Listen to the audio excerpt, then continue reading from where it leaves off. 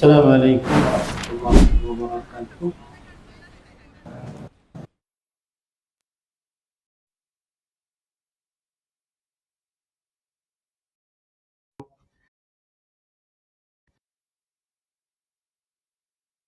أعمالنا من يهده الله فلا مضل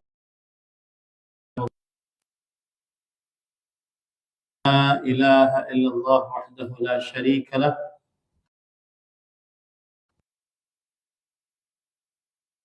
يا أيها الذين آمنوا اتقوا الله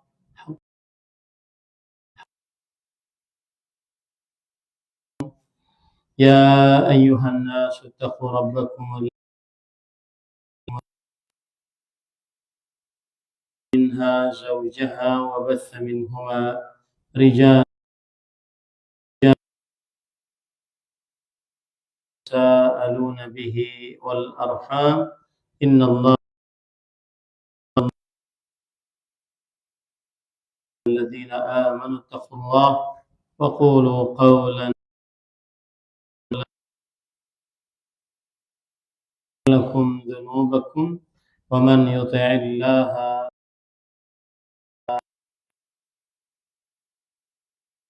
أما بعد فإن أصدق الحديث كتاب الله عليه وعلى آله وسلم وشر محدثاتها وكل بدعة ضلالة وكل bersyukur pada Allah Subhanahu wa taala pada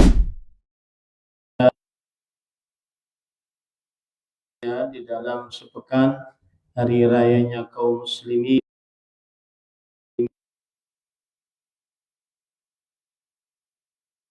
28 Hijriah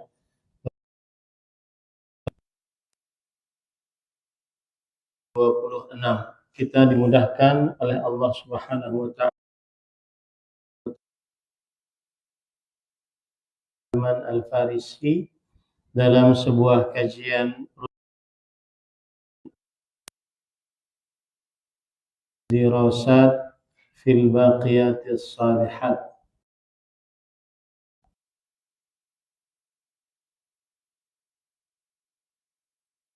pahalanya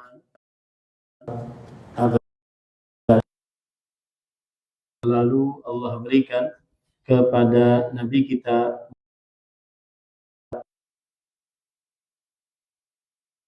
pada keluarga beliau, para sahabat, serta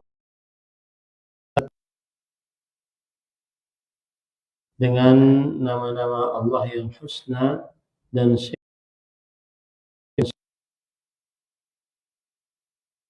inna nas'aluka ilman nafi'an wa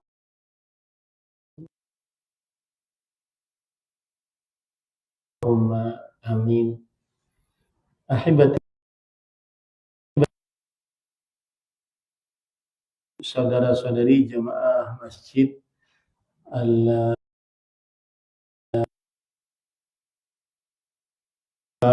Subhanahu wa taala selalu memberikan.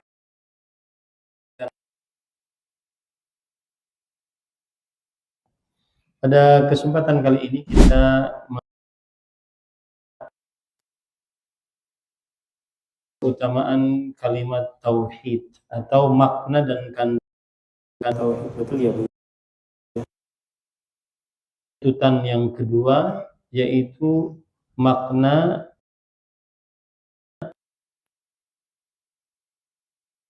Baik, saya bacakan bahasa Arabnya.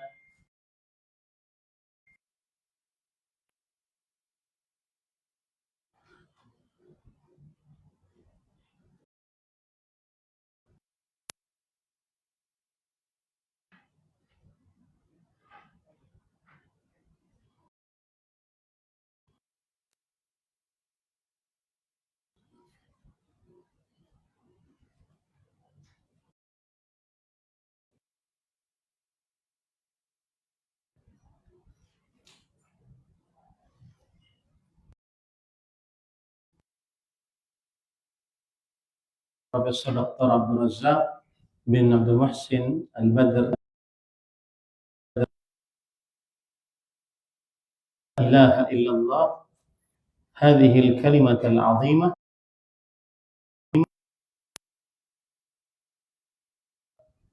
wa ma'nan la budda min dhabtihi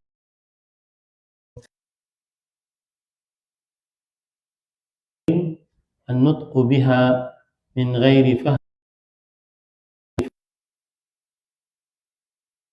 taqtadihi, yang artinya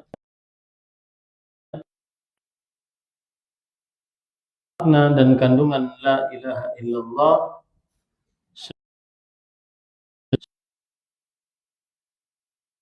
la ilaha illallah yang merupakan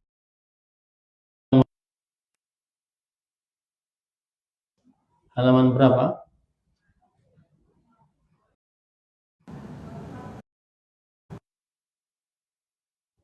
24.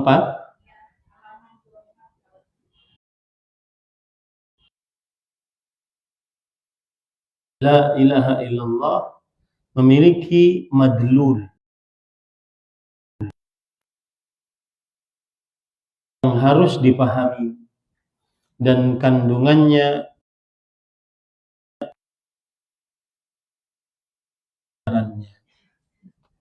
tidaklah bermanfaat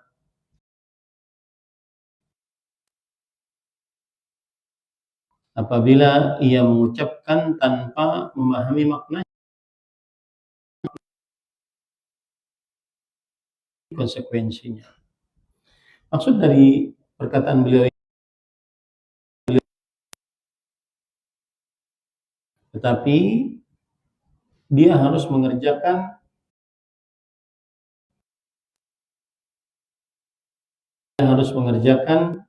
apa yang ditunjuki dari kalimat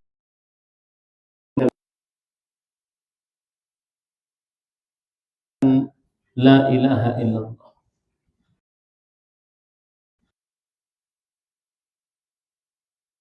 Kama qala Allah Ta'ala subhanahu wa la yamliku syahida bil haqq wa hum ya'lamun.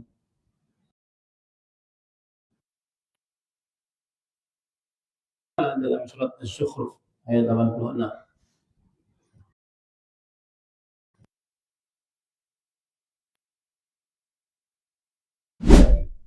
Yang mereka ibadahi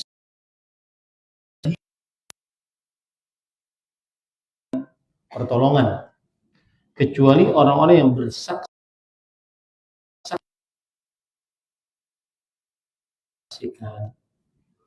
Nah, para ikhwan yang dirahmati oleh Allah, disebut konsekuensi, yaitu apabila seseorang mengucapkan la ilaha illallah, dia harus mengerjakan konsekuensi tersebut, tidak hanya sekedar mengucapkannya. Karena semua orang bisa mengucapkan, bahkan semua orang bisa mengerjakan zikir ini sebanyak-banyaknya. Tapi yang paling utama adalah memahami madlul, memahami hal yang ditunjuki oleh kalimat la ilaha illallah tersebut. Kemudian penulis berkata, wa ma'na al-ayah kama qala ahlu tafsir ay illa man syahida bila ilaha illallah wa hum ya'lamuna bi qulubihim ma'nan ma nataqu bihi bi alsinatihim. Yang artinya makna ayat ini sebagaimana dijelaskan oleh para ahli tafsir adalah tidak ada yang bersaksi la ilaha illallah kecuali orang yang mengetahui dengan hatinya makna apa yang diucapkan oleh lisannya. Nah itu. Wa hum ya'lamuna illa man syahida bil haqq wa hum ya'lamun, kecuali orang-orang yang bersaksi dengan kebenaran sedang mereka mengetahui apa yang mereka saksikan. Maksud daripada bersaksi dengan kebenaran dan mengetahui apa yang disaksikan adalah orang-orang yang mengucapkan la ilaha illallah. Dan kemudian mereka mengetahui hatinya makna apa yang mereka ucapkan melalui lisannya. Itu maksud daripada ayat ini. Intinya semua orang yang mengucapkan la ilaha illallah tidak bermanfaat la ilaha illallah hanya sekedar mengucapkan. Harus memahami makna dari la ilaha illallah tersebut. Nah, kemudian penulis mengatakan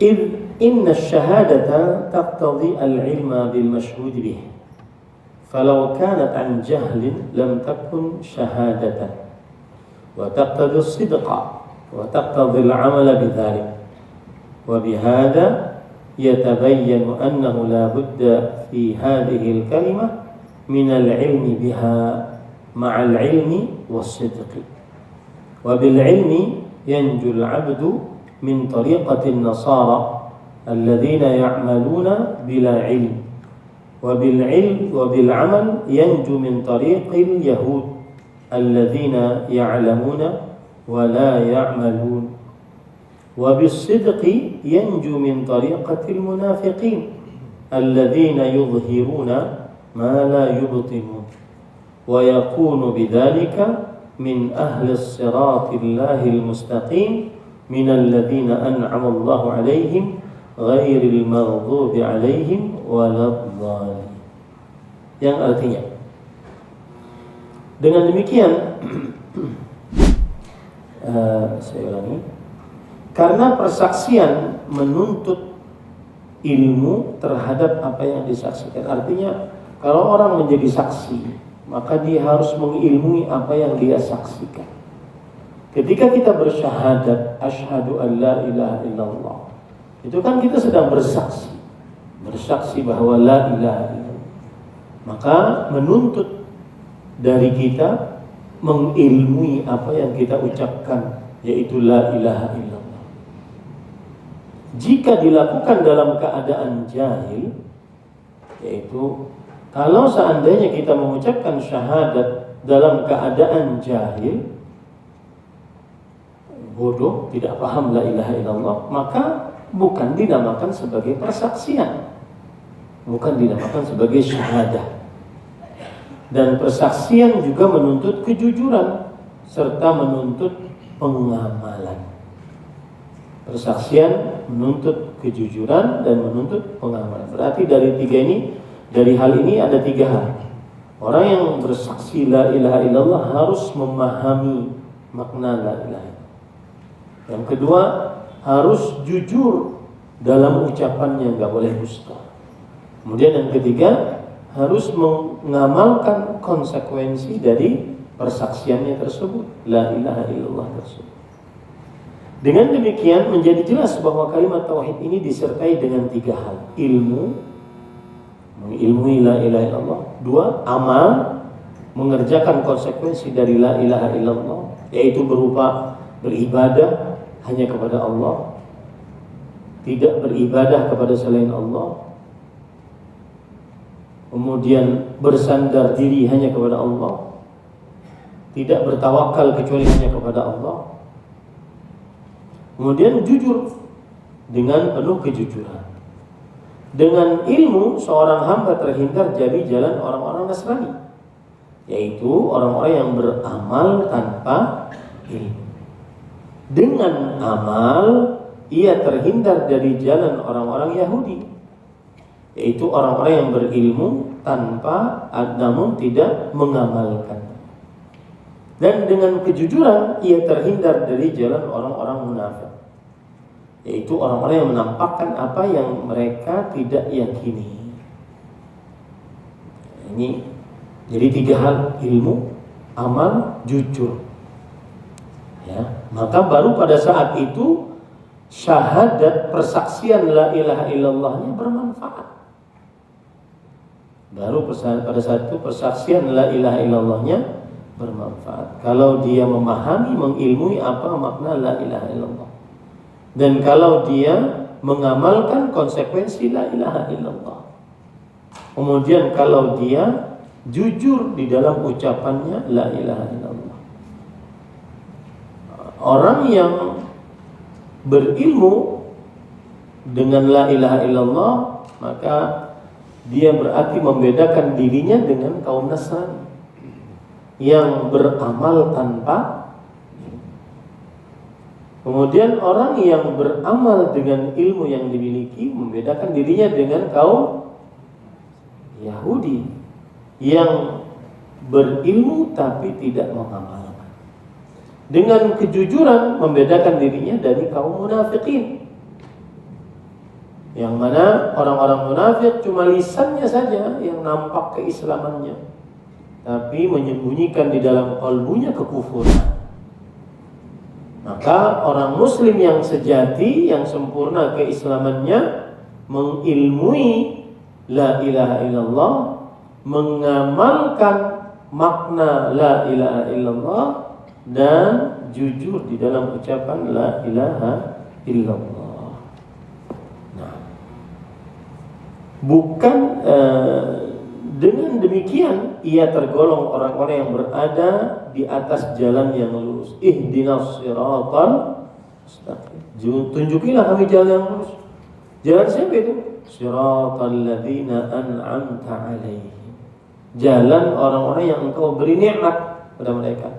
Di dalam ayat yang lain Allah berfirman, faulaika alladzina an'ama Allah alaihim minan nabiyyin was-siddiqin wasyuhada was-salihin.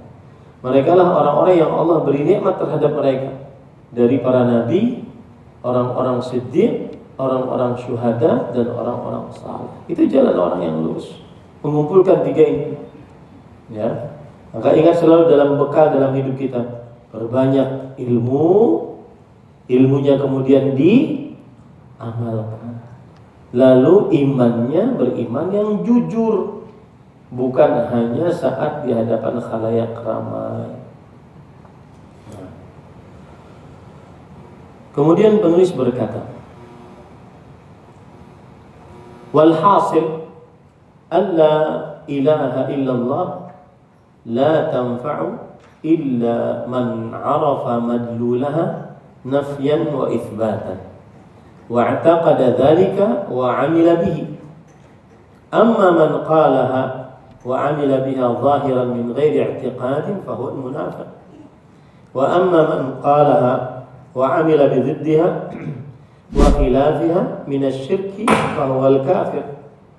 Wa kadzalika man qalaha wa irtadda 'anil islam bi inkari syai'in min lawazimiha wa huquqiha fa inna la tanfa'uhu walau qalaha alf marrah. Wa kadzalika man qalaha wa huwa yasrifu anwa'an min al-'ibadati li ghairi Allah kad-du'a'i wadh-dhabhi wan-nadri wal-istighathati wat-tawakkuli wal-inabati wal-raja'i wal-khawfi wal-mahabbati wa nahwi dhalik. Faman sarafa mimma la yasluhu illa lillahi min al-'ibadat لغير الله فهو مشرك بالله العظيم ولو نطق بلا إله إلا الله إذ لم يعمل بما تقتضيه من التوحيد والإخلاص الذي هو معنى ومدلول هذه الكلمة العظيمة. Artinya, kesimpulannya, kalimat la ilaha illallah tidak bermanfaat kecuali bagi orang yang mengetahui maknanya, memahami kandungannya berupa peniadaan, yaitu dalam tanda kurung penafian, dan penetapan, yaitu isbat. Apa maksudnya? Dalam kalimat la ilaha illallah ada peniadaan dan ada penetapan. Peniadaan, penafian, penetapan, pengisbatan. La ilaha penafian, meniadakan Tuhan siapapun yang berhak diibadahi kecuali Allah. Illallah menetapkan hanya Allah Tuhan yang berhak diibadahi. Nah, itu namanya penafian dan penetapan. Meyakininya dan mengamalkannya, mengamalkan la ilaha illallah. Adapun orang yang mengucapkannya dan menampakkan amal dengannya tanpa keyakinan, maka ia adalah orang munafik. Orang mengucapkan la ilaha illallah, beramal tapi tidak dengan keyakinan yang ada di dalam qalbu. Nah, ini orang munafik. Ini orang munafik. Dan orang yang mengucapkannya namun beramal dengan kebalikannya serta menyelisihinya dengan perbuatan syirik, maka ia adalah orang kafir. Dia beramal, dia mengucapkan la ilaha illallah, tapi mengerjakan kebalikan dari konsekuensi la ilaha illallah tadi. Ya. Seperti melakukan perbuatan kesyirikan, maka ini orang kafir. Demikian pula orang yang mengucapkannya lalu menolak sesuatu dari konsekuensi dan hak-haknya, maka kalimat itu tidak bermanfaat baginya meskipun ia mengucapkannya 1000 kali. La ilaha illallah, la ilaha illallah. Tapi dia mengerjakan kebalikan dari la ilaha illallah.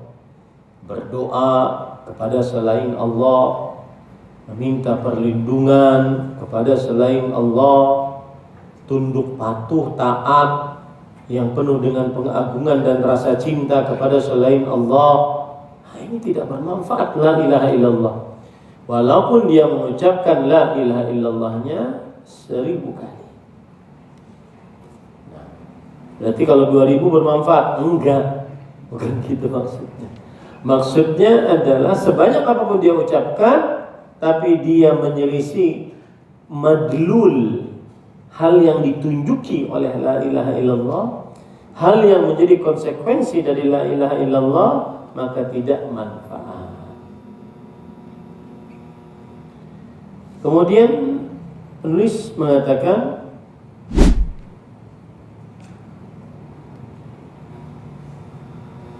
demikian pula orang yang mengucapkannya namun mengalihkan sebagian bentuk ibadah kepada selain Allah, seperti doa, berdoa kepada selain Allah, berdoa kepada orang mati,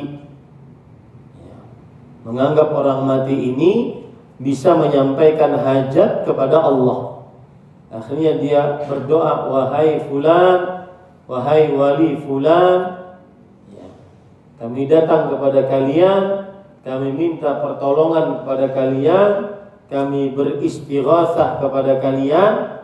Ini namanya mengalihkan ibadah, doa kepada selain Allah. Penyembelihan, bernazar. Nazar, menyembelih maksudnya adalah menyembelih hewan. Karena menyembelih adalah ibadah.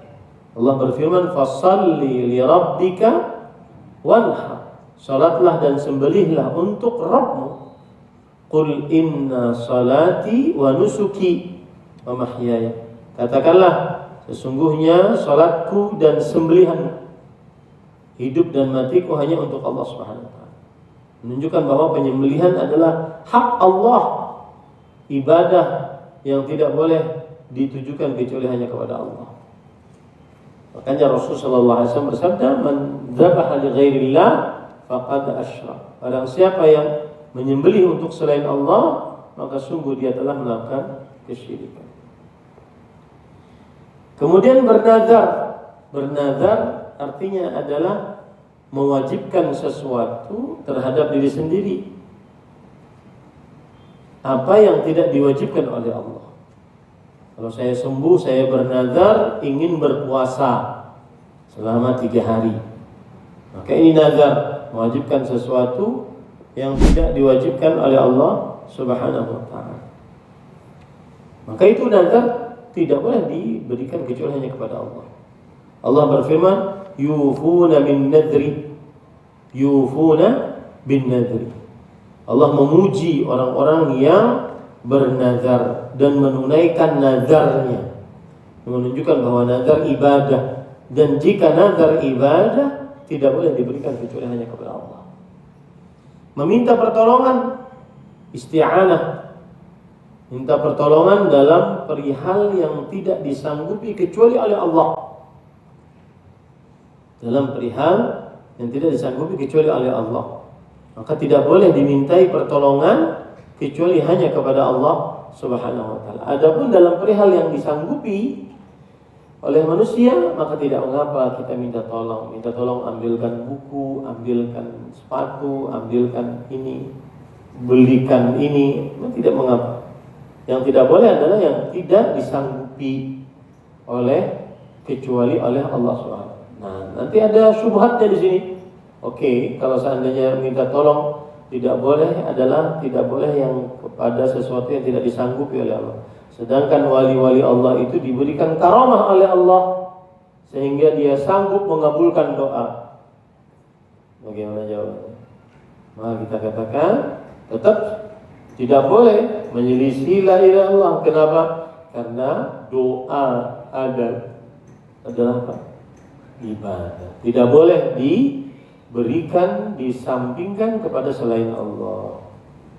Tawakal artinya bersandar qalbu hanya kepada Allah. Wa 'alallah falyatawakkalul mutawakkil. Hanya kepada Allah hendaknya kalian bertawakal, wahai orang-orang yang bertawakal. Inabah, kembali, bertaubat hanya kepada Allah. Tidak boleh diberikan kepada selain Allah.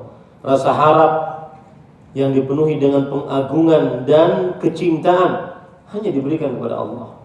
Rasa takut yang dipenuhi dengan pengagungan dan kecintaan hanya diberikan kepada Allah. Rasa cinta yang dipenuhi dengan ketundukan dan pengagungan hanya diberikan kepada Allah Subhanahu wa taala. Walladzina amanu asyaddu hubban lillah. Orang-orang yang beriman lebih besar cintanya kepada Allah dibandingkan orang-orang musyrik yang dia mencintai berhala, dia juga mencintai Allah Subhanahu wa taala. Jadi orang-orang beriman lebih ikhlas kecintaannya, lebih murni kecintaannya kepada Allah, lebih besar kecintaannya kepada Allah karena cintanya hanya tertuju pada satu zat, Allah Jalla fi'ala. Nah, ini para ikhwah yang dirahmati oleh Allah Subhanahu wa taala. Maka pada saat itu sekali lagi harus benar-benar bukan hanya sekedar mengucapkan la ilaha illallah, akan tetapi hendaknya seseorang memahami maknanya. Kemudian setelah itu penulis Fadilatul Syekh Abdul Razzaq bin Muhsin Al-Hafizahullah taala menyebutkan makna. Nah, ini makna. Fa inna la ilaha illallah ma'naha la ma'buda haqqun illa ilahun wahid. Sesungguhnya la ilaha illallah maknanya adalah tidak ada ma'bud. Ma'bud artinya tidak ada yang diibadahi. Ma'bud itu zat yang diibadahi dengan benar selain Allah yang satu. Itulah makna la ilaha illallah. Tidak ada ma'bud, tidak ada zat yang diibadahi dengan benar selain Allah. Ya, itu makna yang benar dan sempurna dari la ilaha illallah. Bahasa Arabnya la ma'buda bihaqqin illallah. Tidak ada zat yang diibadahi dengan benar selain Allah. Wa huwa Allah wahdah la syarikalah. Dan dialah Allah yang zat yang diibadahi dengan benar tadi, dialah Allah semata, tiada sekutu bagi Allah. Wal ilahu fil lughati huwal ma'bud. Nah, ini penting. Penulis kemudian mengatakan dan makna ilah secara bahasa adalah bermakna yang disembah atau yang diibadahi. Saya lebih suka kata-kata yang diibadahi, bukan yang disembah. Yang diibadahi, meskipun maknanya dari beberapa sisi sama. Ya. Ilah artinya ma'bud. La ilaha la ma'budah. Artinya dalam bahasa Indonesia zat yang diibadahi. Nah, kemudian penulis mengatakan wa la ilaha illallah ay la ma'buda haq illallah, yang artinya Dan la ilaha illallah maknanya adalah tidak ada yang berhak diibadahi selain Allah. Nah, bisa juga begitu. Tidak ada yang berhak diibadahi selain Allah. Tidak ada zat yang diibadahi dengan hak kecuali Allah atau selain Allah Subhanahu wa taala. Nah. Kemudian penulis mengatakan kama qala ta'ala, sebagaimana firman Allah Subhanahu wa taala, "Wa ma arsalna min qablika min rasulin illa nuhi ilaihi annahu la ilaha illa ana fa'budun." Surat Al-Anbiya al-ayah al-khamisah wal 20.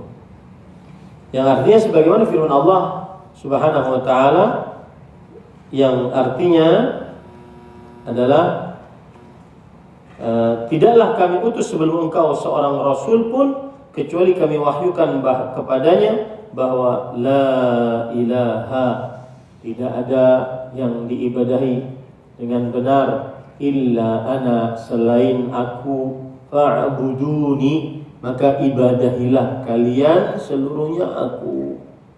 Ibadahilah kalian seluruhnya aku. Nah, ini dalil.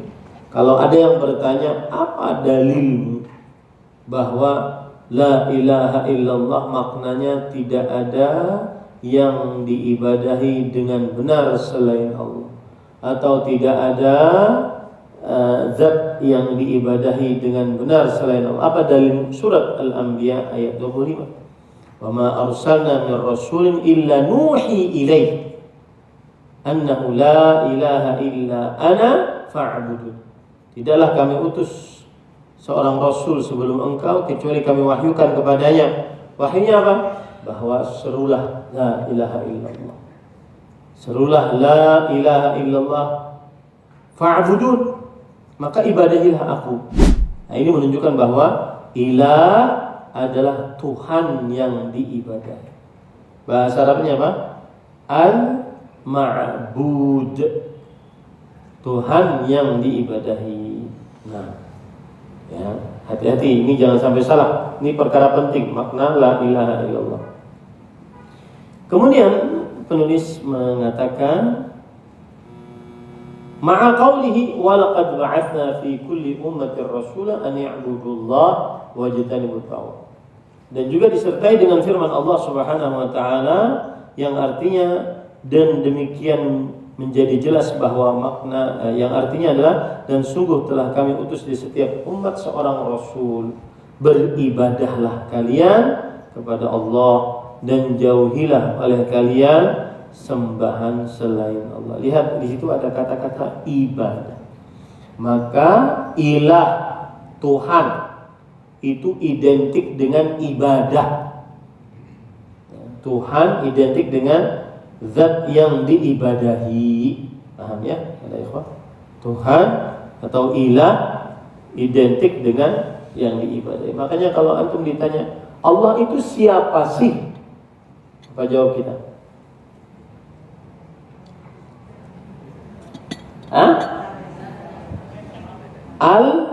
Al-ma'bud, zat yang diibadahi. Jadi kalau ditanya Allah itu siapa, kalau kamu bisa jawab dengan mudah, saya akan masuk Islam. Maka jawabannya Allah adalah al-ma'bud, yang diibadahi dengan benar, yang diibadahi. Atau boleh kalau memudahkan dia, zat yang diibadahi. Nah, nanti dia nanya lagi, ibadah itu apa? Ibadah itu adalah segala sesuatu, baik ucapan, perbuatan yang dicintai dan diridhai oleh Allah. Contohnya bagaimana? Contohnya rukun Islam, rukun iman, kemudian amalan-amalan lisan, baca Quran, berdoa, amar ma'ruf, nahi munkar. Amalan-amalan qalbu, rasa cinta, al-mahabbah, rasa ikhlas, al-ikhlas, at-tawakkal, bersandar qalbu kepada Allah, ar-raja, berharap hanya kepada Allah, al-khauf, takut hanya kepada Allah. Ya. Itu amalan-amalan qalbu. As-sabru, as-syukru, rasa sabar, rasa syukur, itu hanya diberikan kepada Allah, karena itu ibadah. Atau amalan-amalan anggota tubuh lainnya, seperti berbakti pada orang tua, berbuat baik kepada tetangga, memuliakan tamu, menyambung hubungan rahim, dan seterusnya. Nah, mudah, sebenarnya sangat mudah. Ya, yang jadi sulit itu adalah orang-orang yang menyimpang dari kebenaran. Nah, contoh, jadi sulit. Kata mereka, kalau kita orang ahli Islam, ahli sunnah wal jamaah, kewajiban muslim pertama kali adalah mengucapkan 2 kalimat syahadat, jelas. Kalau mereka enggak, kewajiban pertama seorang adalah memperhatikan alam semesta sampai dia mendapatkan Allah Subhanahu wa ta'ala dan meyakini bahwa Allah lah yang mencipta. Kalau belum dapat, maka berarti tidak ibadah-ibadah. Nah, begitu mereka cara berpikirnya. Nah, jadi sekali lagi, kalau antum ditanya apa makna la ilaha illallah, jawabannya apa? La ma'buda bihaqqin illallah. Yang artinya tidak ada yang berhak untuk diibadahi kecuali Allah Subhanahu wa ta'ala.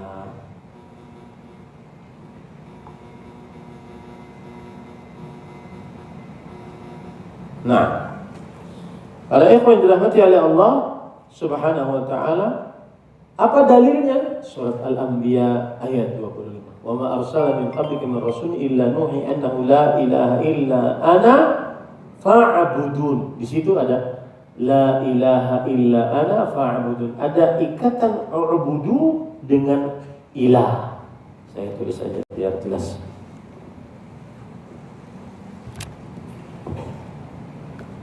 Perhatikan di sini. Nuhi ilaih, kecuali kami wahyukan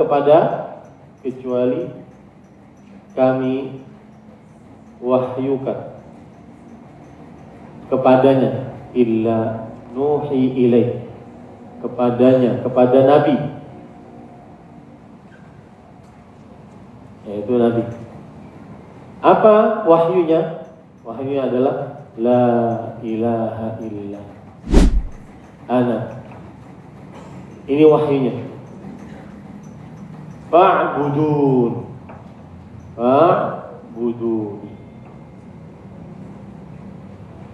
Nah, ilah ada kaitannya dengan ibadah.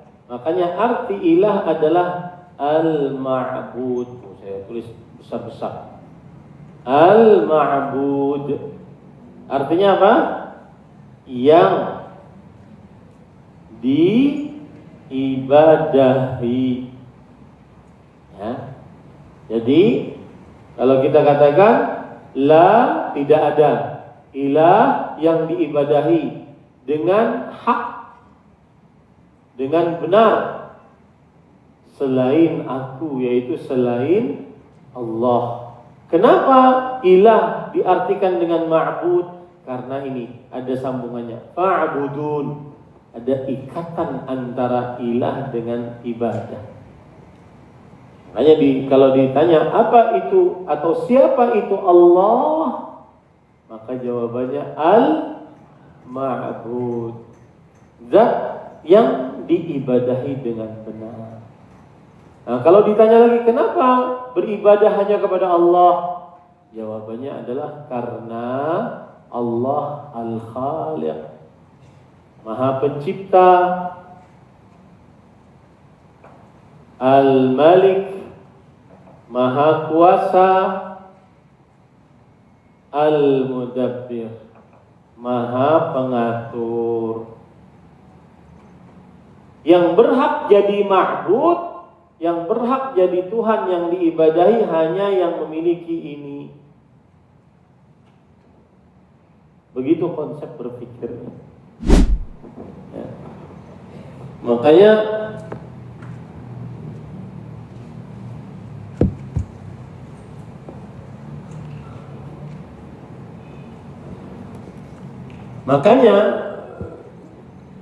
kita tuh melihat makhluk, dia setinggi apapun ilmunya, sedikjaya apapun kesaktiannya, tetap tidak bisa dijadikan sebagai Tuhan.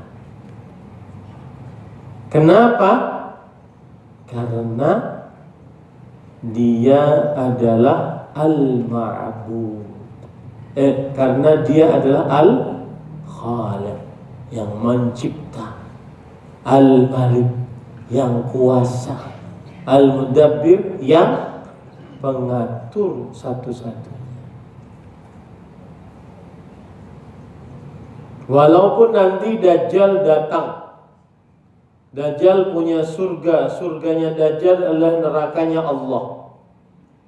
Nerakanya Dajjal adalah surganya Allah. Dajjal bisa mengeluarkan semua yang ada di dalam muka bumi. Keluar, emas keluar, batangan, ya, yang lagi tangkap-tangkapin batangan. Coba bayangkan, kalau seandainya orang nggak paham la ilaha illallah, langsung menuhankan Dajjal. Jangankan Dajjal datang, manusia yang lebih rendah derajatnya dari Dajjal saja, baru dikira bisa menyembuhkan, sudah dijadikan Tuhan. Dielus-elus, diusap-usap, diminta-mintai, air ludahnya dijual, ya. Air yang dicelupi jari jemarinya dijual. Itu orang yang selain Dajjal, yang tidak pasti lagi kesaktiannya. Ini Dajjal benar-benar sakti, ya. Dajjal bisa menghidupkan orang mati, sakti mandraguna. Itu saja tidak boleh dijadikan Tuhan. Kenapa? Karena Dajjal bukan Al-Khaliq, Al-Malik, Al-Mudabbir. Pegang itu Pak, sampai mati selamat kita. Jangan pernah tertipu untuk menjadikan seorang pun jadi Tuhan kalau dia bukan pencipta, pengatur, berkuasa. Apalagi orang mati. Orang mati kok dimintai? Aneh. Kami datang kepada kalian, ji'nakum, qasadnakum, kami bermaksud kepada kalian, talabnakum, kami meminta kepada kalian, tughithuna, tu'inuna, tolonglah kami dalam keadaan sempit, tolonglah kami. Itu bacaan-bacaan saat ziarah kubur,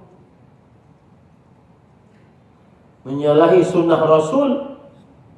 Rasulullah SAW, coba lihat doanya ketika berziarah kubur. Assalamualaikum ya ahlad diyar minal muslimin wal mu'minin wa inna insyaallah bikum lahiqun. As'alullah lana wa lakumul afiyah. Tidak ada permintaan kepada orang yang di dalam kubur, malah kita mendoakan orang yang di dalam kubur agar diampuni, diberkahi, diberikan afiat oleh Allah Subhanahu wa taala. Ajaran yang seperti ini saya heran kok disesatkan. Kok tidak bisa diterima, itu dari mana? Ini para ikhwan yang dirahmati oleh Allah Subhanahu wa taala.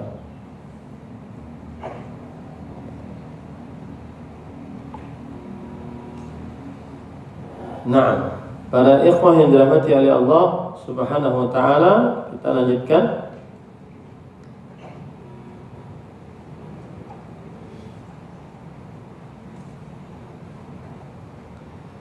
Jadi sekali lagi, kalau ditanya Kamu mengatakan la ilaha illallah artinya tidak ada yang diibadahi dengan benar selain Allah, itu apa dalilnya? Apa tadi? Surat Al-Anbiya ayat 25. Sisi dalilnya sudah saya jelaskan. Ada hubungan antara ibadah dengan ilah. Ilah itu adalah yang diibadahi. Sama dengan surat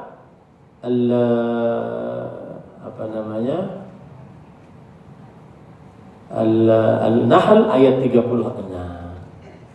Kita lanjut. Kemudian penulis mengatakan, "Fatabayyana bidzalik anna ma'na al-ilah huwa al-ma'bud wa an la ilaha illallah ma'na ikhlasul ibadati lillahi wahdah wajtinabu ibadati at-taghut." Nah, lihat nih baik-baik. Dengan demikian menjadi jelas bahwa makna ilah adalah yang diibadahi, yang disembah. Dan la ilaha illallah bermakna mengikhlaskan ibadah hanya kepada Allah Subhanahu wa taala semata dan menjauhi ibadah kepada kepada segala taghut. Nah, saya ingin menerangkan ini, yaitu makna la ilaha illallah mengikhlaskan ibadah hanya kepada Allah. Apa yang ada dalam benak Bapak Ibu? Yaitu berarti kita sholat ikhlas karena Allah, betul nggak? Kemudian puasa ikhlas karena Allah, kemudian zakat ikhlas karena Allah, haji ikhlas karena Allah. Iya, itu betul. Tapi bukan itu saja. Yang dimaksud juga mengikhlaskan ibadah hanya kepada Allah adalah ketundukan, kepatuhan yang murni hanya kepada Allah. Kalau Allah perintahkan, kerjakan dengan penuh ketundukan dan kepatuhan. Kalau Allah larang, jauhi dengan penuh ketundukan dan kepatuhan. Itu namanya juga mengikhlaskan ibadah kepada selain Allah. Ya. Karena begini Pak Ikhwan. Oke Ustaz, saya akan mengikhlaskan ibadah kepada Allah. Saya tidak percaya dukun. Saya tidak percaya tukang ramal. Saya tidak percaya pawang hujan. Saya tidak memakai jimat. Saya bersumpah hanya dengan nama Allah. Saya menyembelih hanya karena Allah. Oke, bagus gak? Itu makna mengikhlaskan ibadah hanya kepada Allah. Tapi jangan lupa, termasuk daripada mengikhlaskan ibadah hanya kepada Allah, bersandar qalbu hanya kepada Allah, bukan kepada sebab. Ya. Apa contohnya Ustaz? Contohnya gini. Ada kolega kita, teman yang kita kira bisa menolong ekonomi kita. Maka orang yang la ilaha illallah, dia menjadikan teman tersebut hanya sebatas sarana. Penyandarannya tetap kepada siapa? Kalau teman tersebut memerintahkan yang diharamkan oleh Allah, taat kepada siapa? Teman atau Allah? Nah, itu yang dimaksud juga mengikhlaskan ibadah hanya kepada Allah. Paham para ikhwan? Saya sering berkelakar begini. Kalau orang berucapkan la ilaha illallah dan paham makna la ilaha illallah, bahwasanya mengikhlaskan ibadah hanya kepada Allah, dia tidak akan kalau ditelepon oleh orang yang dia anggap bisa menolong ekonominya, menolong kedudukannya, kemudian dia nunduk-nunduk. Oh siapa? Telepon. Sampai nunduk ke tanah padahal lewat telepon. Nah, ini namanya enggak la ilaha illallah. Paham maksud saya? Jadi jangan sampai memaknai la ilaha illallah, mengikhlaskan ibadah hanya kepada Allah hanya dengan doa, oke, saya beribadah kepada Allah, saya tidak percaya kepada orang mati, saya tidak pakai jimat, saya tidak percaya kepada dukun, tapi bersandar qalbu juga hanya kepada Allah. mencari ketenangan hanya dengan Allah Subhanahu wa taala. Ya. Tidak mengagung-agungkan sarana. Kita kerjakan sarana. Tetapi sarana hanya sebatas sarana. Tidak boleh dijadikan Tuhan. Bersandar hanya kepada siapa? Allah. Jika Allah mengatakan sarana itu tidak kun, maka tidak akan fayakun. Paham betul? Contoh, minum obat saat sakit disyariatkan. Tapi jangan bersandar kepada obat. Bersandarlah kepada Allah yang menjadikan apa? Obat itu menyembuhkan. Begitu cara berpikir. Karena ada sebagian orang bertauhid, la ilaha illallah, mengikhlaskan ibadah hanya kepada Allah, tidak percaya dukun, tukang ramal, pawang hujan, tukang sihir, tidak pakai jimat, tetapi bersandar kalbu kepada sarana. Tetapi mentaati makhluk dalam perihal bermaksiat kepada Allah, karena makhluknya dia ingin dapatkan kebaikan darinya. Contoh misalkan, ada seorang ustadz berkawan dengan orang yang diluaskan rezekinya. Ustadz ini sangat berharap orang yang diluaskan rezekinya ini membantunya dalam pembangunan pesantrennya. Kemudian orang yang diluaskan rezekinya ini melalaikan sholat, ustadznya tidak menegur karena takut nanti orang yang diluaskan rezekinya ini tidak jadi membantu. Ini kira-kira bertauhid enggak? Paham ya? Ini saya harus tekankan itu. Mengikhlaskan ibadah kepada Allah bukan hanya sekedar beribadah karena Allah, tapi juga kalbunya bersandar kepada Allah. Tapi juga dia meyakini tidak ada yang mengatur, mencipta, berkuasa kecuali hanya Allah SWT. Nah, ini pada ikhwan yang dirahmati Allah.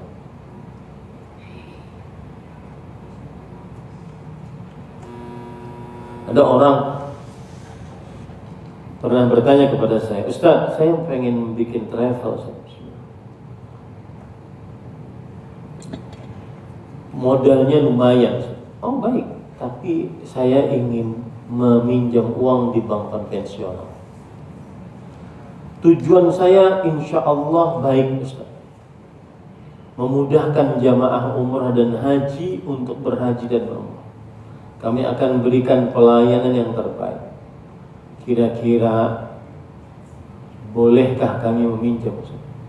Kalau Ustaz katakan boleh, nanti setiap kali kami untung 25% dari keuntungan akan ke rekening pesantren Ustaz. Boleh ya Ustaz ya? Boleh ya? Nah, ini enggak boleh. Nah, ini termasuk mengikhlaskan ibadah hanya kepada Allah.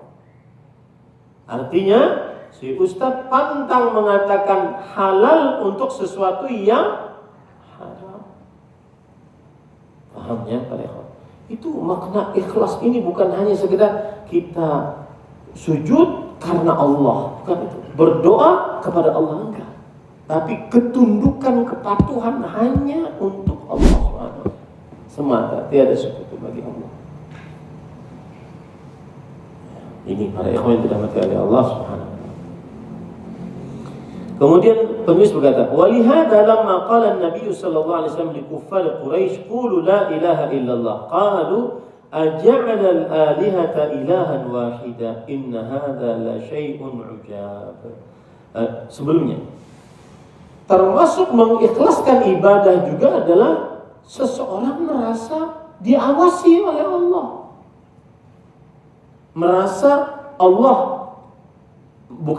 Meyakini Allah maha mendengar, maha melihat, Maha mengatur.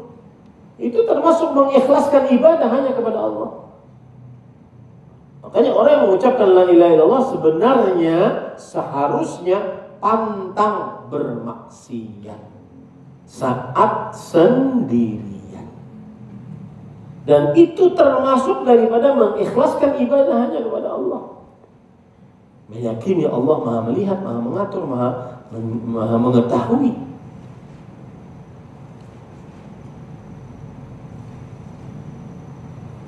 Ini para ikhwan yang dirahmati oleh Allah SWT. Jadi mengikhlaskan ibadah bukan hanya sekedar ibadah kita kerjakan karena Allah, tetapi juga benar-benar berserah diri hanya kepada Allah. Tunduk patuh hanya kepada Allah. Merasa selalu diawasi oleh Allah Subhanahu wa ta'ala. Wah, perhatikan dari sini. Contoh misalkan saya beri contoh ya. Orang melakukan kesepakatan antara dua belah pihak. Dan seorang muslim sesuai dengan kesepakatan, tidak boleh mengingkari kesepakatan. Itu kebiasaan kaum Yahudi. Maka karena dia la ilaha illallah dan dia wajib mengikhlaskan ibadah hanya kepada Allah, dan salah satu makna mengikhlaskan ibadah hanyalah tunduk taat patuh kepada ketetapan Allah, maka dia wajib menunaikan apa? Kesepakatan. Hutang dibayar. Jangan pakai kata kunci afwan akhi. Hutang dibayar. Nah, itulah ilaha illallah. La ilaha illallah mencakup segala hal. Itu yang namanya mengikhlaskan ibadah hanya kepada Allah. Suami berbuat baik kepada istri. Suami yang benar-benar paham la ilaha illallah, suami yang berbuat baik kepada istri. Suami yang benar-benar mengikhlaskan ibadah hanya kepada Allah, suami yang berbuat baik kepada istri. Istri yang benar-benar memahami la ilaha illallah, mengikhlaskan ibadah hanya kepada Allah, yang benar-benar taat kepada suami, tidak melakukan nusyuz. Nah, jadi mencakup segala hal. Ikhlas ibadah itu mencakup segala hal. Selama ini kan kita diajari ikhlas ibadah itu ya berdoa hanya kepada Allah, tidak pakai jimat, tidak pakai, enggak, bukan itu saja. Ikhlas ibadah hanya kepada Allah itu mencakup segala aspek kehidupan kita. Ya akidah kita, ya ibadah kita, ya muamalah kita, ya adab dan akhlak kita. Amin. Perempuan yang mengucapkan la ilaha illallah dan paham la ilaha illallah dan mengikhlaskan ibadah hanya kepada Allah, perempuan yang benar-benar berhijab secara syar'i, yang benar-benar menjaga hijabnya, karena sekarang wanita banyak yang berhijab, bahkan bercadar, tapi tampil di media sosial, joget-joget media sosial, bercadar dan seterusnya. Ingin tampil juga, si centil ini ingin tampil juga.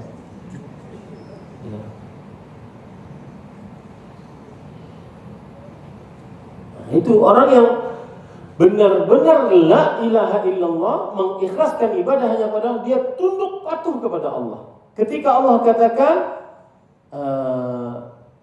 wala tabarrajna tabarrujal jahiliyatil ula, janganlah kalian berdandan menampakkan perhiasan dan cantikan di hadapan laki-laki yang bukan mahram sebagaimana wanita jahiliyah, maka dia tidak akan menampakkannya. Kenapa? Karena saya mengucapkan la ilaha illallah, saya mengikhlaskan ibadah kepada Allah. Dalam tanda kutip berarti mengikhlaskan ibadah sama dengan tunduk patuh mutlak hanya kepada siapa? Allah. Nah, begitu yang benar-benar terjadi. Suami berbuat baik kepada istri, tidak bakhil. Ini bisa dikategorikan salah satu suami yang belum benar-benar memaknai, mengamalkan, mengikhlaskan ibadah hanya kepada Allah, suami bakhil. Karena kata ibu-ibu, betul. Karena suami tugasnya adalah menafkahi. Dan suami yang bakhil tidak boleh dijadikan sebagai standarisasi sebagai suami. Seganteng apapun,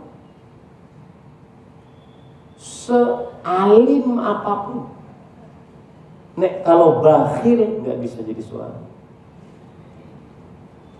Hafal Quran Ustaz, walau hafal Quran, kalau bakhil nggak bisa jadi suami.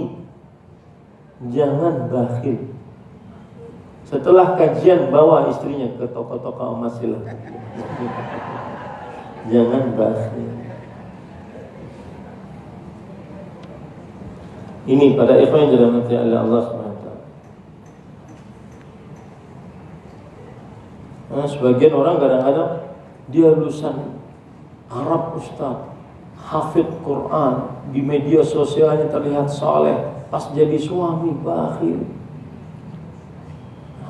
Enggak cocok. Dan itu tidak jadi calon suami bagi Rasulullah SAW.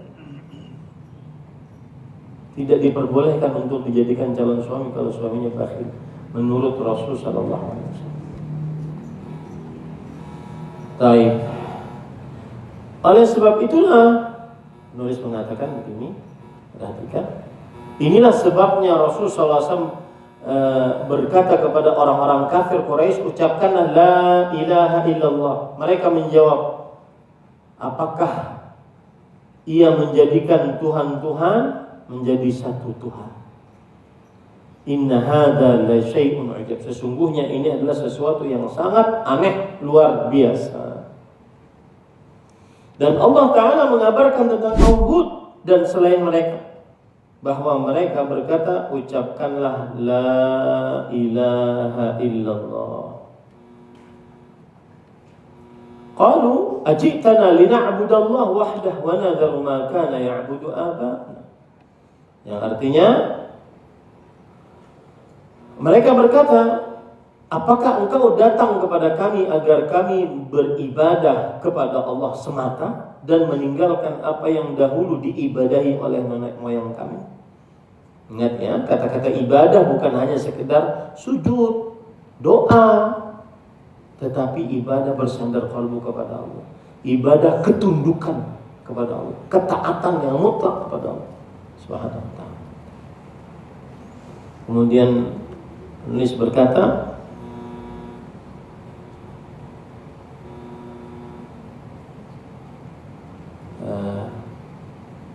qalu dzalik wa huwa innama da'ahum ila la ilaha illallah li'annahum fahimu anna al-murada biha nafyul uluhiyyah an kulli ma siwa Allah wa itsbatuha lillahi wahdah la syarika lah. Fala ilaha illallah ishtamalat ala nafyin wa itsbat wa fanafatil ilahiyyata an kulli ma siwa Allah ta'ala fa kullu ma siwa Allah minal malaikati wal anbiya fadlan an ghairihim falaysa bi'ilah wa laysa lahu minal ibadati syai' wa athbatatil ilahiyyata lillahi wahdah bima'na anna al-'abda la ya'lahu ghairahu ay la yaqsuduhu bi syai' min at-ta'alluh wa huwa ta'alluqul qalbi alladhi yujibu qasdahu bi syai'in min anwa'il ibadati kad-du'a'i wan-nadri wal-dhabhi wa ghairi dhalik. Yang artinya, penulis berkata, mereka mengatakan hal itu karena mereka memahami. Jadi orang-orang kafir Quraisy itu paham la ilaha illallah, bahwa dakwah kepada la ilaha illallah berarti meniadakan uluhiyah, hak peribadatan dari segala sesuatu selain Allah dan menetapkannya hanya bagi Allah semata tanpa sekutu baginya. Maka kalimat la ilaha illallah mengandung peniadaan dan penetapan. Peniadaan uluhiyah yaitu ibadah dari segala sesuatu selain Allah. menetapkan uluhiyah, yaitu ibadah hanya bagi Allah Subhanahu wa taala. Dengan demikian, segala sesuatu selain Allah, baik para malaikat, para nabi maupun selain mereka yang bukanlah ilah dan tidak berhak mendapatkan sedikit pun bentuk ibadah. Dan penetapan uluhiyah bagi Allah semata berarti bahwa seorang hamba tidak boleh mengarahkan hatinya untuk beribadah kepada selain Allah, yaitu tidak bergantung. Lihat nih, tidak bergantung, tidak berniat, tidak mengarahkan tujuan ibadahnya kepada selain Allah, baik berupa doa, penyembelihan, nazar maupun bentuk ibadah lainnya. Yang jelas ketundukan juga termasuk ibadah. Tunduk patuh termasuk ibadah kepada Allah Subhanahu wa taala. Ini para ikhwah yang dirahmati oleh Allah Subhanahu wa taala. Nah, itu dulu yang bisa disampaikan. Ada pertanyaan, dipersilahkan. Sudah 1 jam lebih kita berbicara. Jika ada yang ingin ditanyakan, dipersilahkan.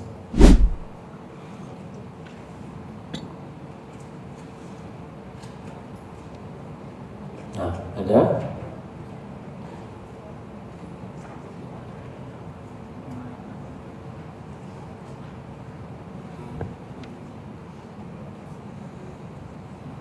Kalau tidak ada, saya lanjutkan sampai kepada sebelum syarat-syarat la ilaha illallah.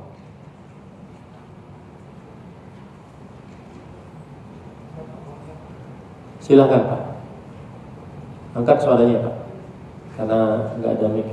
Nah,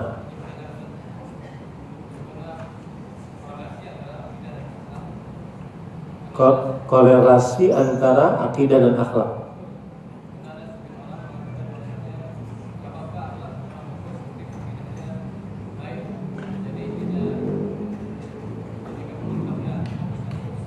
Bagus. Bagaimana hubungan antara akhlak dan akidah? Seharusnya orang yang berakidah dan memahami akidah dengan benar, memahami la ilaha illallah dengan benar, maka dia seharusnya berakhlak dengan baik. Kenapa? Karena salah satu ketundukan dan penghambaan diri kepada Allah adalah berakhlak yang mulia.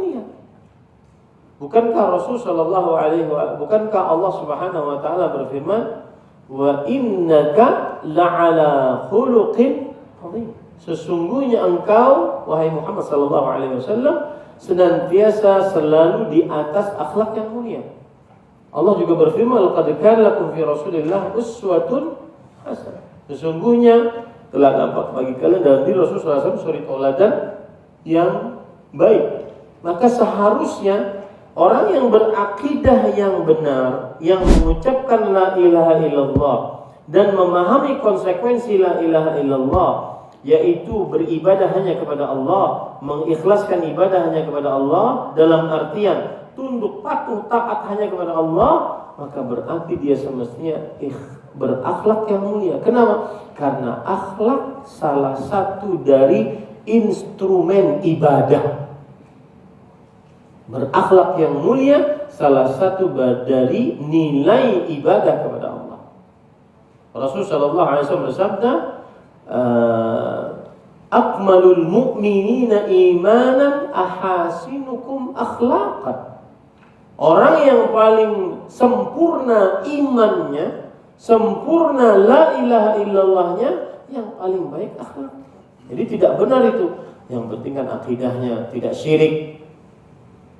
Ya, tidak syirik, tetapi tidak bayar hutang. Tidak syirik, tetapi meskipun tidak bayar hutang, nggak boleh, tidak perlu. Tidak syirik dan membayar hutang, tidak syirik dan jujur, tidak syirik karena antara mengikhlaskan ibadah kepada Allah, salah satu maknanya adalah memperbaiki akhlak, karena itu termasuk ibadah kepada Allah Subhanahu wa taala. Jadi itu keliru besar. Lebih baik akidah yang benar daripada rusak akhlak. Ya, daripada rusak akhlak, lebih baik akidahnya yang benar. Enggak, berakidah yang benar mengakibatkan akhlak yang baik. Begitu sebenarnya. Wallahu a'lam. Nah, ada lagi?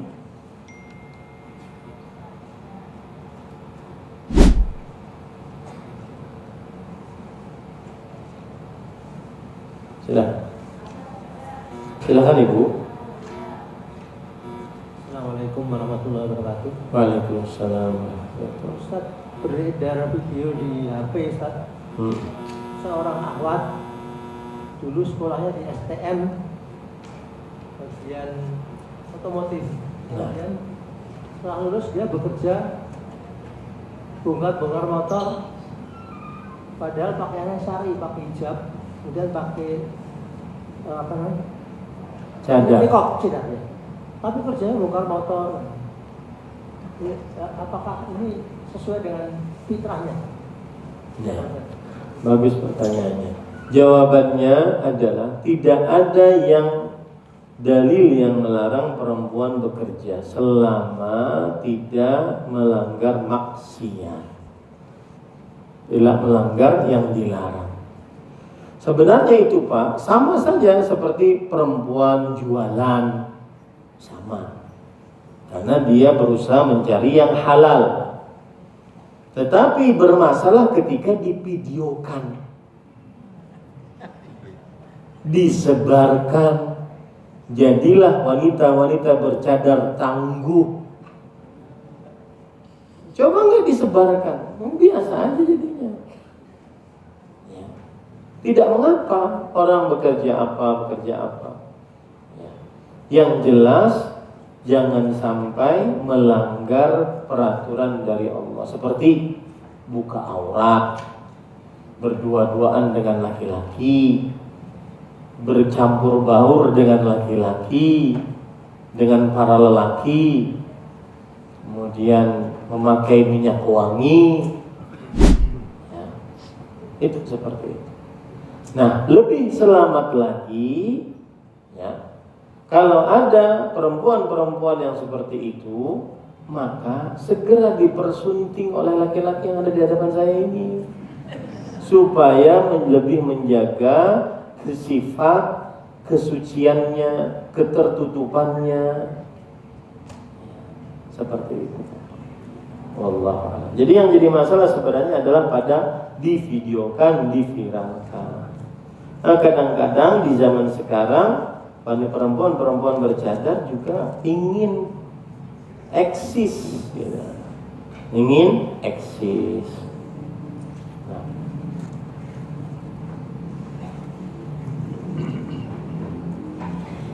Mohon pencerahannya, kami sudah berumur 60 tahun lebih. Apakah masih diwajibkan bersafar dengan mahram terutama saat umroh? Maka jawabannya iya Bu.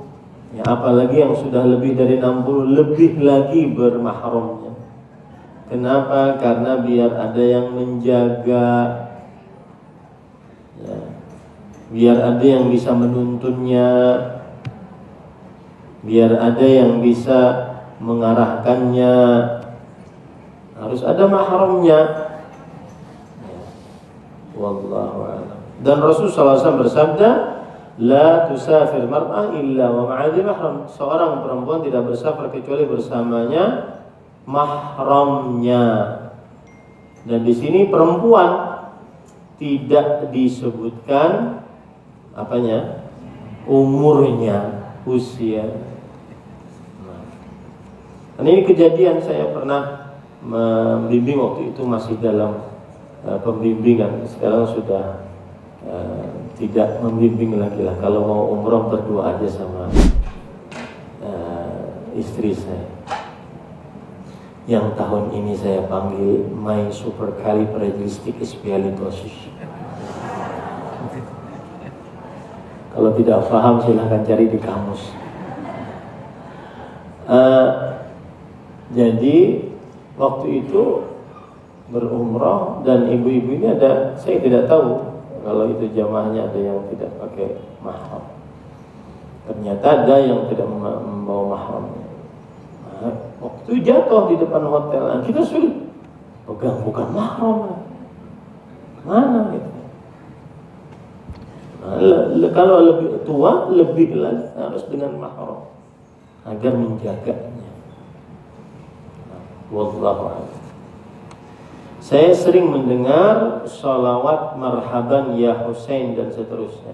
Apakah ini termasuk sholawatnya orang Syiah dan termasuk kesyirikan? Kalau sholawatnya orang Syiah saya tidak tahu, belum mendalami. Sedangkan termasuk kesyirikan atau tidak, tergantung nih. Ketika dia mengucapkan marhaban ya Husain, tujuannya apa? Biasanya kan ada mahalul qiyam. Mahalul qiyam itu nggak paham. Ya, saya dulu kan mimpin ya. Mahalul qiyam itu kalau kita sedang bersolawat, baca burdah misalkan, atau baca manaqib, ada namanya mahalul qiyam, yaitu kita berdiri untuk menyambut yang akan datang. Di situ ada sebuah keyakinan, sebagian, tidak semua, sebagian bahwa saat mahalul qiyam Nabi Muhammad SAW hadir. Kemudian juga orang-orang yang disebutkan dalam kasidah, marhaban ya Jaddal Husain, marhaban, seperti itu. Selamat datang, marhaban itu artinya selamat datang. Wahai kakek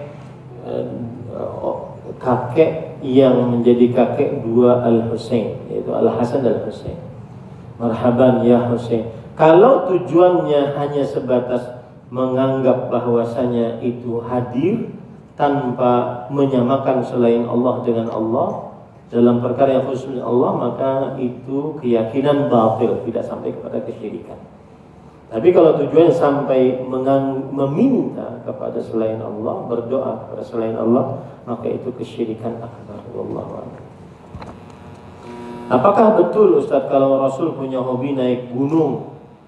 Ini pertanyaan teman-teman saya yang hobi naik gunung dengan suami-suaminya dan teman-temannya. Enggak tahu saya. Nanti ada yang suka naik moge, Rasul juga suka naik moge. Jangan seperti itulah. Jangan dipaksakan dalilnya. Tidak terlarang untuk naik gunung, silakan saya, perkara yang mubah, misalkan tidak melalaikan kewajiban, tidak melanggar larangan, perkara mubah. Tapi jangan sampai dikaitkan kecuali jika ada dalilnya. Saya tidak tahu ada dalilnya. Mungkin dalilnya Nabi Muhammad SAW pernah naik gunung Uhud, kemudian bersama Abu Bakar, Umar dan Utsman. Gunung Uhudnya bergetar. Kemudian Rasulullah SAW mengatakan, "Uthbut Uhud, fa inna ma'alaika siddiqun wa nabiyyun wa siddiqun wa syahidan." Wahai Uhud, diamlah. Di atasmu sekarang ada Nabi, ada Abu Bakar Siddiq dan dua orang yang mati syahid, Abu Bakar, Umar dan Utsman. Mungkin itu yang dijadikan dalil. Allahu a'lam. Yang jelas kalau ingin naik gunung aja lah. Sebagai sebuah olahraga, sebagai sebuah menatap kebesaran Allah Subhanahu wa taala. Jangan dipaksa-paksakan dalil. Suka naik gunung, hobi itu kan suka, berarti. Ya, itu perlu dalil khususnya, pembahasan khusus. Wallahu a'lam. Dan ibu-ibu ada?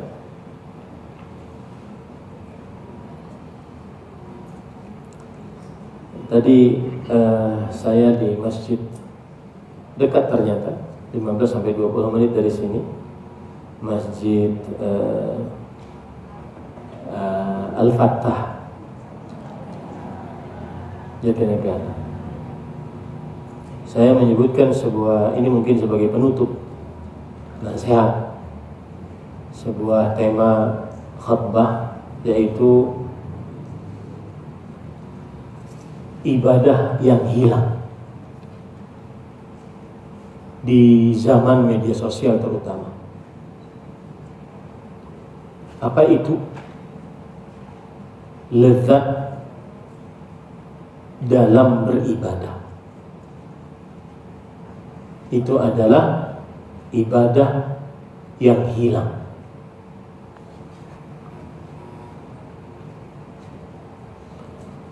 Saya awali khutbah dengan Allah Subhanahu wa taala banyak memberikan nikmat kepada kita. Tapi salah satu nikmat yang mahal yang sering kita tidak sadari adalah nikmat merasa lezat saat beribadah. Sebagian orang menganggap bahwa nikmat itu hanya banyak harta. Nikmat itu ketika sudah tinggi jabatan. Nikmat itu ketika sudah luas rumah, megah rumahnya. Apalagi zaman media sosial, sebagian orang menganggap nikmat itu kalau sudah punya pengikut populer di tengah masyarakat. Followersnya atau yang jumlah likersnya jutaan. Maka sebenarnya ada nikmat yang sangat mahal, yaitu merasa lezat saat beribadah kepada Allah Subhanahu wa taala. Apa itu lezat beribadah kepada Allah? Yaitu merasakan nyaman saat beribadah. Ketika baca Quran hatinya jadi tentram. Ketika sholat dia merasa lapang dadanya, tidak merasa berat, tidak ingin cepat-cepat habis. Ketika berzikir, lisannya benar-benar berzikir masuk ke dalam kalbunya. Ketika berzikir atau berdoa, matanya mudah sekali menangis karena Allah, karena takut siksa Allah. Ketika hatinya senantiasa rindu dengan majelis ilmu, rindu mengerjakan ketaatan, rindu kapan lagi ya ke masjid, kapan lagi ya sholat, rindu beribadah kepada Allah SWT, merasa lezat. Kelezatan ini di zaman media sosial mulai hilang. Sholat sudah ya rutinitas aja, bahkan kadang terasa berat. Pergi ke masjid kadang paling terakhir. Berdoa hanya sekedar qomat kamit aja.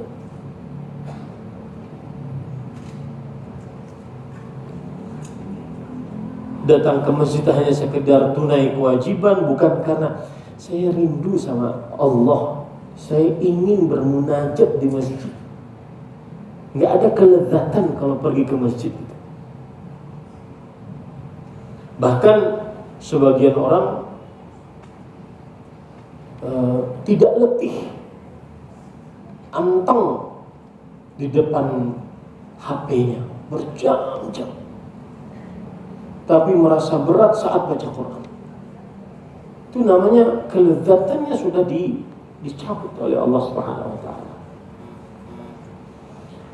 Kemana hilangnya rasa lezat beribadah itu? Nah, ini yang saya kupas. Penyebabnya yang pertama adalah hilangnya rasa lezat beribadah tersebut, yaitu ketika seseorang banyak maksiat. Matanya senantiasa ditatapkan kepada yang haram, telinganya senantiasa mendengarkan yang haram. Coba, pernah nggak kita saat sholat seperti yang dikatakan oleh Rasulullah SAW kepada Bilal, ya Bilal, arihna biha, wahai Bilal, tegakkan sholat, istirahatkanlah kami dengan sholat, buatlah kami nyaman saat sholat. Bukan istirahatkanlah kami dari sholat, enggak. Sebagian orang kalau lagi sholat ingin cepat-cepat selesai. Ini enggak. Beliau bersabda, ju'ilat qurratu 'aini fis shalah. Dijadikan keindahan qalbuku, kelezatan perasaanku saat sholat. Semakin di dalam sholat semakin lezat, semakin tidak ingin selesai ini sholat. Nah, itu hilang di zaman sekarang, kita sekarang ini.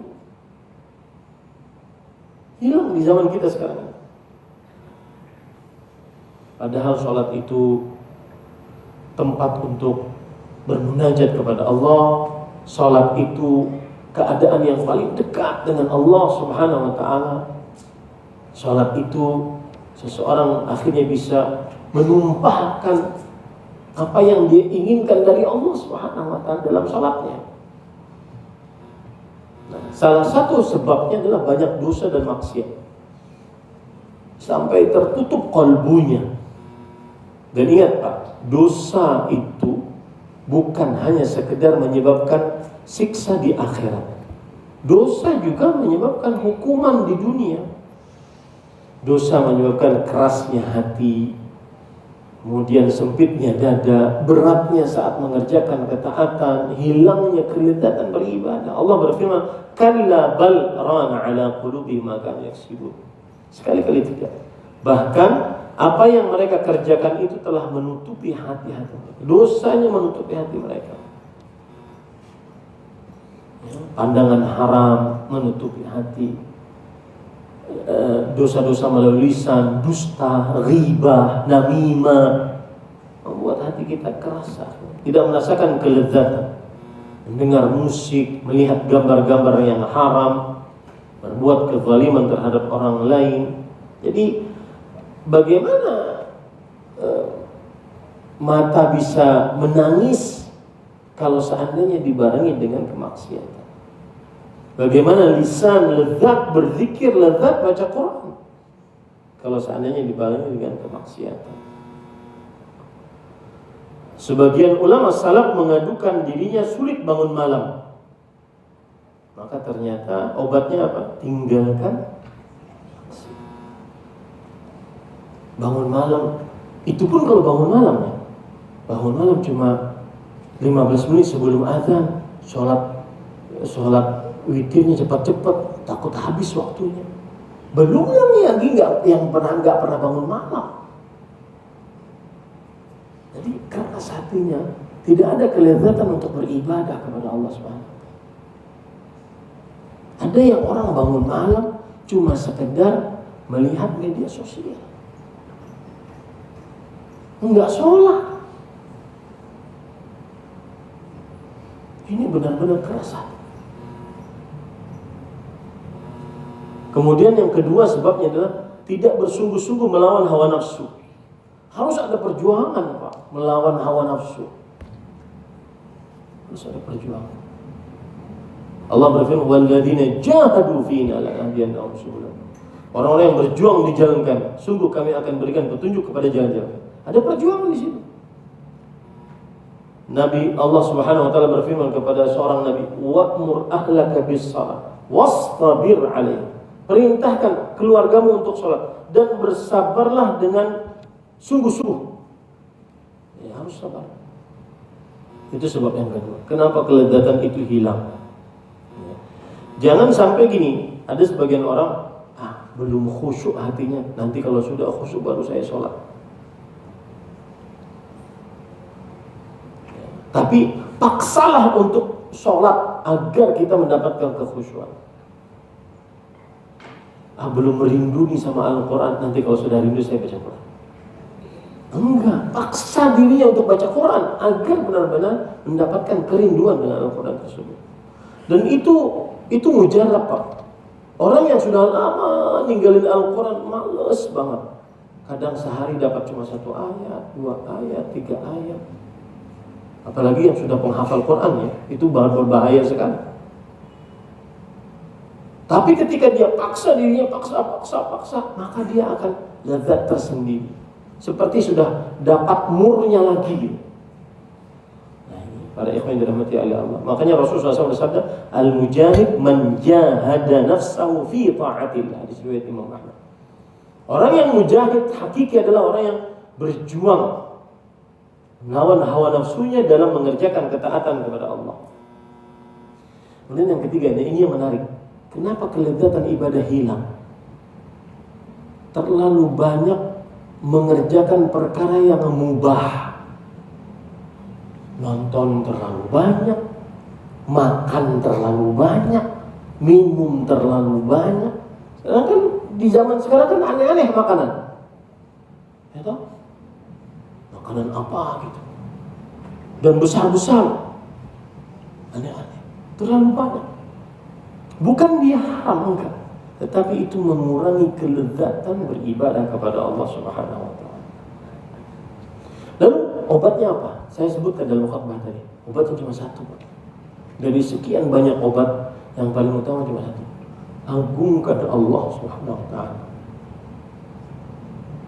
Agar kita merasa lezat saat doa, kembali keluar air mata saat berdoa, kembali keluar air mata karena takut siksa Allah. Agungkan Allah Subhanahu wa taala. Kembali lezat berzikir. Suka banget duduk lama-lama di masjid. Suka menghadiri kajian. Kadang malas adanya. Kalaupun datang juga nggak fokus. Kenapa? HP-nya dipegang, sibuk scroll. Paham ya Pak? Ini kelezatan ibadah yang hilang. Dalam bahasa Arabnya al-ibadah al-mafqudah. Ibadah yang hilang adalah merasa lezat saat mengabdikan diri kepada Allah, saat mengerjakan konsekuensi la ilaha. Mudah-mudahan bermanfaat apa yang diberikan oleh Allah Subhanahu wa taala. Saya cukupkan dengan kafaratul majlis. Subhanallahi hamdik, asyhadu an la ilaha illa anta, astaghfiruka wa atubu ilaik. Wassalamualaikum warahmatullahi wabarakatuh.